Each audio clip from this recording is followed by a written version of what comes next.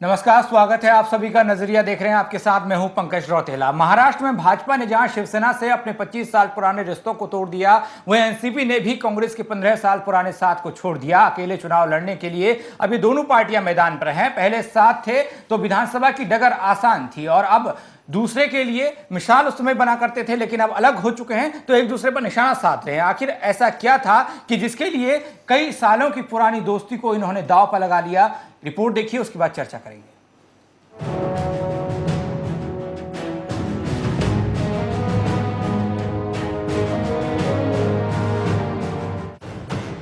वह रही सियासत, 25 साल की दोस्ती टूटी, 15 साल का साथ छूटा।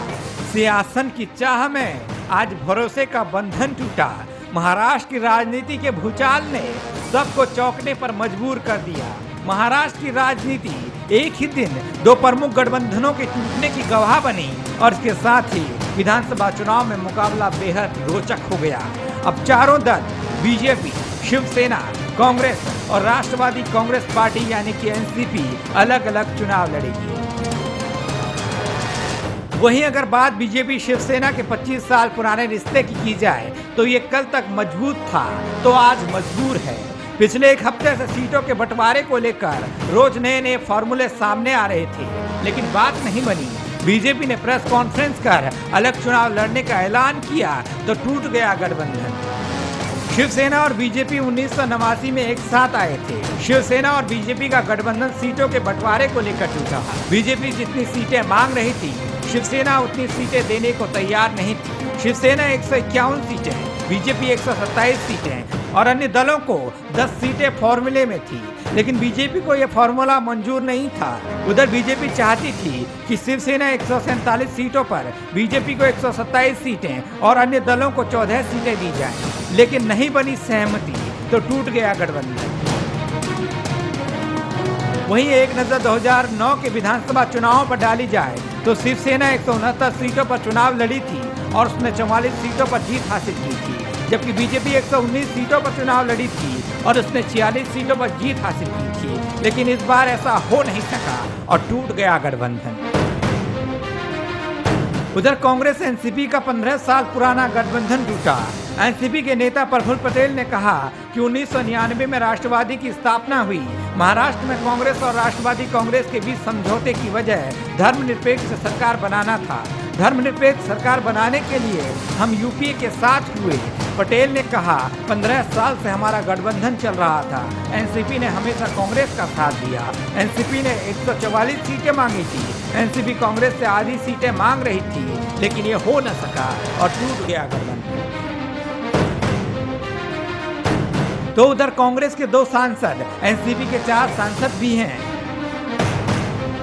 साथ ही एनसीपी ने यह भी कहा है कि हर बार कांग्रेस के मुख्यमंत्री रहते हैं। इस बार कम से कम 2.5 साल मुख्यमंत्री दोनों दलों के रहे, लेकिन ऐसा हो न सका और टूट गया गठबंधन। बहरहाल सभी रिश्तों को ताक पर रखकर, सभी संबंधों की डोर को तोड़कर, सिर्फ और सिर्फ कुर्सी को जहन में रखकर बीजेपी ने जहां शिवसेना से अपने 25 साल पुराने रिश्ते को तोड़ दिया, वहीं एनसीपी ने भी कांग्रेस के 15 साल पुराने साथ को छोड़ दिया और अब अकेले चुनावी मैदान में उतरने का फैसला किया है। पहले साथ थे तो विधानसभा की डगर आसान थी और एक दूसरे के लिए मिसाल थे। अब अलग हैं तो एक दूसरे के निशाने पर हैं। ब्यूरो रिपोर्ट, खबर पास।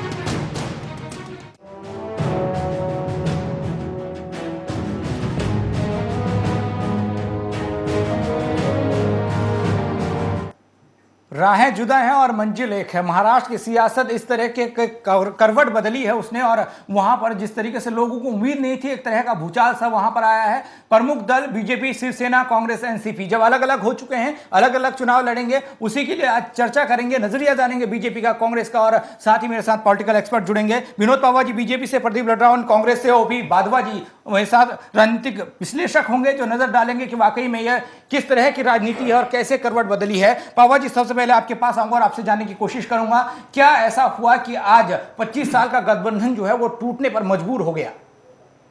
पंकज जी, जिस तरह से हम पिछले 25 साल से मजबूती के साथ इस गठबंधन को विपरीत परिस्थितियों में भी निभाते आ रहे थे, आज भारतीय जनता पार्टी इस गठबंधन को बड़े भरे मन से इसे टूटने की घोषणा की गई। और जिस तरह से शिवसेना ने अपनी जिद पर अड़ी रही, क्योंकि हमारा मित्र रहा है 25 साल, हम लोगों ने हर तरह की मुसीबतों में का सामना बड़ी बहादुरी से किया है, परंतु बड़े भारी मन से फिर कह रहा हूँ कि जिस तरह से उन्होंने अपने स्टैंड को एक इस तरह से अड़ कर खड़े रहे, और ना तो भारतीय जनता पार्टी का ना छोटे दलों का जो महाराष्ट्र में प्रभाव रखते हैं उनको महत्व नहीं दिया, क्योंकि जिस तरह की परिस्थितियां थी आज महाराष्ट्र में, आज लोग जिस तरह से परिवर्तन चाह रहे थे, भारतीय जनता पार्टी ने यही कहा था कि कुल 288 सीटें वहाँ पर, हम लोग पिछली बार वहाँ से 119 सीटों पर लड़े थे और उसमें से हमने 46 जीते थी, और शिवसेना ने पिछले बार वहाँ से 169 सीटों पर जीते थे, लड़े थे और 44 जीती थी। तो पिछला चुनाव भी स्पष्ट था कि हम थोड़ी सीटों पर लड़के ज़्यादा सीटों पर जीत के आए थे, परंतु इस बार हमने ये कहा था कि हमें 135 सीटें दे, हम 130 पर आ गए, हम 127 पर आ गए। हमने ये इस गठबंधन को बनाए रखने का अंतिम समय तक प्रयास किया, परंतु उन्होंने ना हमारी बात का महत्व दिया, ना उन्होंने छोटे दलों पर महत्व दिया। तब भारतीय जनता पार्टी को इस प्रदेश के हित में ये महत्वपूर्ण ये इस तरह का निर्णय लेना पड़ा। और साथ में देखिए, इस गठबंधन के हमारे नेतृत्व ने वहाँ पर ये कहा कि हम जिस तरह से ये भारी मन से ये तोड़ रहे हैं, परंतु हमारे जो 25 साल पुराने रिश्ते रहे हैं, हम उस रिश्ते की मर्यादा को रखते हुए हम चुनाव में इनके खिलाफ कोई भी बात नहीं करेंगे। आज परिस्थितियां बदल गई पवन जी, आज सेंटर में आपकी सरकार बन गई, नरेंद्र मोदी आपके प्रधानमंत्री बन गए, और इससे पहले जो चीजें वहां पर हुई थी लोकसभा चुनाव के दौरान, उस समय साफ तौर पर यह कहा गया था कि लोकसभा चुनाव में शिवसेना हमें समर्थन करे और विधानसभा चुनाव में हम आपका साथ देंगे। कुल मिलाकर ये लड़ाई ये थी, और जिस तरह से करवट बदल ली। आपके पास आऊंगा मैं, प्रदीप जी आपसे जानने की कोशिश करूंगा, 15 साल पुराना आपका गठबंधन भी एनसीपी के साथ था, और इस बार आपकी राहें भी जुदा जुदा है, लेकिन मंजिल तो एक ही है, कुर्सी पानी है महाराष्ट्र की। देखिए, जो भी हमारे यहाँ से महाराष्ट्र की अगर हम बात करते हैं, एनसीपी कांग्रेस की बात की जाए तो उसमें कांग्रेस ने साथ नहीं छोड़ा है। एनसीपी ने खुद आगे घोषणा की है कि हम अब गठबंधन में मजबूर किया गया उसको छोड़ने के लिए। नहीं, कोई मजबूरी नहीं है पंकज जी, महत्वाकांक्षाएं हैं। आज से उनकी सोच ये है कि हम कांग्रेस साथ लड़कर ज्यादा सीटें नहीं जीत पाएंगे, इंडिविजुअल रहेंगे, ज्यादा कर पाएंगे। ठीक है, महाराष्ट्र आज वो कांग्रेस का बुरा समय मानते हैं, लेकिन वो उनके लिए गलत साबित होगा। वो कैसे कांग्रेस अपनी वहां पे दोबारा से रिपीट होगी, आप देखना। कांग्रेस रिपीट होगी, लेकिन उसका कहीं ना कहीं नुकसान भी आपको हो सकता है। एनसीपी के बल पर आप राजनीति में फैसले ना बुरे होते हैं ना अच्छे होते हैं, उनके नतीजे अच्छे बुरे बनाते हैं उनको। पंकज, अभी तो वो हमें उसका इंतजार करना है, हमने देखना है उसका क्या रहेगा, तब हम आपके साथ बैठेंगे, उसमें चर्चा करेंगे। मैं आपसे जानना चाहता हूं कि ऐसा क्यों हुआ? 15 साल से आप लोग एक साथ लड़ रहे थे, आप सरकार भी अभी वहां पर है। शरद पवार जी थे क्या कांग्रेसमैन थे? वो भी एक कांग्रेसमैन थे सरकार। आज ऐसी क्या वजह आन पड़ी कि उनको अलग होना पड़ा? महत्वाकांक्षा। आप महत्वाकांक्षी नहीं है? नहीं, कांग्रेस पार्टी की भी महत्वाकांक्षी नहीं, अपने घटक दलों के साथ इतना निभाया है, गठबंधन का धर्म निभाया है। अगर गठबंधन की सरकार चला पाई है तो कांग्रेस ही ऐसी पार्टी गठबंधन को निभा पाती है। एनसीपी ने अगर कोई सीटें आपसे मांग दी, थोड़ी सीटें ज्यादा हो गई, एक 2.5 साल के मुख्यमंत्री का करार उन्होंने बोल दिया, क्या ये चीजें होनी जरूरी नहीं थी? अगर गठबंधन को बचाने के लिए, दोस्तों को बचाने के लिए हमारे सीनियर इस पर कोई बड़ी बात रखेंगे तो उसके हम आपसे चर्चा करेंगे। ऐसी कोई भी बात नहीं है कि उन्होंने ऐसा बोला है, एनसीपी खुद कह रही है ना। कांग्रेस तरफ से अभी तक कोई जवाब नहीं आया इस गठबंधन पर। लेकिन कांग्रेस अभी तक कोई टिप्पणी नहीं की गई और ना की जाएगी। असहमति थी, और उसके बावजूद तभी जाके इतना बड़ा फैसला एनसीपी ने लिया। तो एनसीपी को देखना चाहिए ना, उन्होंने कितनी सीटों पे लड़ना है। जो बड़ा दल है वही तो तय करेगा। अच्छा, बड़ा दल तय करेगा, ये नहीं देखा जाएगा कि बड़े दल की वहां पे कितनी महत्वता है। नहीं, आप बड़े दल की महत्वता तभी तो मुख्यमंत्री रहे हैं वहां पे, उप मुख्यमंत्री उनका रहा है, मंत्री उनके रहे हैं। ठीक है, चलिए ओपी भारद्वाज का मंत्री रहा है, सेंटर में उनके 2 मंत्री रहे, राज्य मंत्री रहा है। कांग्रेस उनके साथ कहां नहीं निभाया, सेंटर में रहते हुए एनसीपी को पूरा मान सम्मान दिया गया। इस बार की लड़ाई प्रदीप जी कुछ अलग लग रही है। इस बार ये चीजें नहीं है जो पिछले सालों से चलती आ रही है, लेकिन इस बार कुछ अलग ऐसा है कि जिसकी चाहत ऐसी हो गई कि जिसके लिए दोस्ती को आपने दांव पर लगा दिया, चाहे एनसीपी कांग्रेस हो, चाहे शिवसेना और बीजेपी हो। भारद्वाज जी, क्या कुछ देखते हैं आप एक महाटूट जो महाराष्ट्र में हुई है? महाराष्ट्र में जो टूट हुई है, इसके लिए दोनों अभी कोई ऐसी बात नहीं है। जैसे कि शिवसेना और बीजेपी का भी गठबंधन अभी भी एक इनडायरेक्टली, मतलब इसकी ये कहा जाए कि अभी भी बना हुआ है, और उनकी 44 और 46 सीटें थी, 82 और 62 थी। मतलब इसकी एनसीपी की 62 और कांग्रेस की 82 थी महाराष्ट्र में, जो पिछले चुनाव में। और महाराष्ट्र जो नव निर्माण सेना है राज ठाकरे की, उसकी 13 सीटें थी।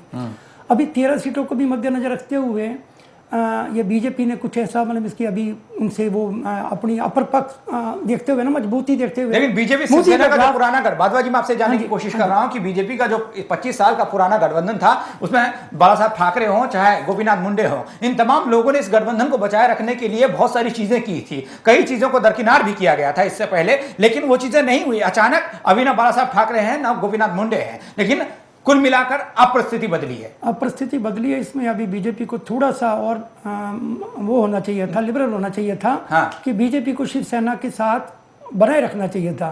और अभी भी मुझे लगता है कि ये इनडायरेक्टली बना हुआ है। ये बाल ठाकरे सॉरी अपने उद्धव ठाकरे और राज ठाकरे को मद्देनजर रखते हुए थोड़ा सा ये अपनी इनडायरेक्टली ये कह रहे हैं कि भी अब टूट गया। ये फिर परमुटेशन कॉम्बिनेशन अभी क्या बनते हैं, इसमें ऐसा कोई बात नहीं है। बीजेपी को अपना लग रहा है कि ग्राफ वजह क्या मानी, बीजेपी का ग्राफ मजबूत वजह क्या मानी जाए? बीजेपी ये अपने आप को ये केवल सत्ता पर आसीन होना, केवल सियासन पाना, केवल कुर्सी पाना, ये भी थोड़ा सा नजर आ रहा है बीजेपी वालों को। बट बीजेपी वालों को ऐसा सोचना नहीं चाहिए था। महाराष्ट्र में शिवसेना का एक जो होल्ड है, बहुत पुराना होल्ड है, उसको मद्देनजर रखते हुए उनका अगर सीएम भी बनता है, उद्धव ठाकरे भी बनता है, तब भी इनको बीजेपी को कोई एक वो नहीं सोचना चाहिए था। और बीजेपी को आपत्ति नहीं होनी चाहिए। बीजेपी मतलब इसकी अभी अपने आप को ये सोच रही है कि मोदी के ग्राफ को देखते हुए हमारी सीटें पुराने समय से ज्यादा होंगी और शिवसेना के बराबर आ जाएंगे। और उनके दिमाग में अभी भी सोच चल रही है कि हमें गेन होगा, कोई नुकसान ज्यादा नहीं होगा। बट मुझे लगता है कि ये अभी 50-50 की बात है। माता जी, कुल मिलाकर महाराष्ट्र की बात अगर की जाए तो शिवसेना का वो गढ़ है, कुल मिलाकर शिवसेना की वहां पर चलती है। तो इसमें ये नहीं कि आप बड़ी पार्टी कौन सी है और छोटी पार्टी कौन सी है। एक छोटे से ब्रेक के लिए मैं यहां पर रुकूंगा। ब्रेक के बाद आप तीनों से जानूंगा कि वाकई में इतनी मजबूत पार्टियां होने के बावजूद जैसे शिवसेना है, तो बीजेपी वहां पर अपने आप को बड़ा दल कैसे मान रही है। ब्रेक के बाद बात होगी।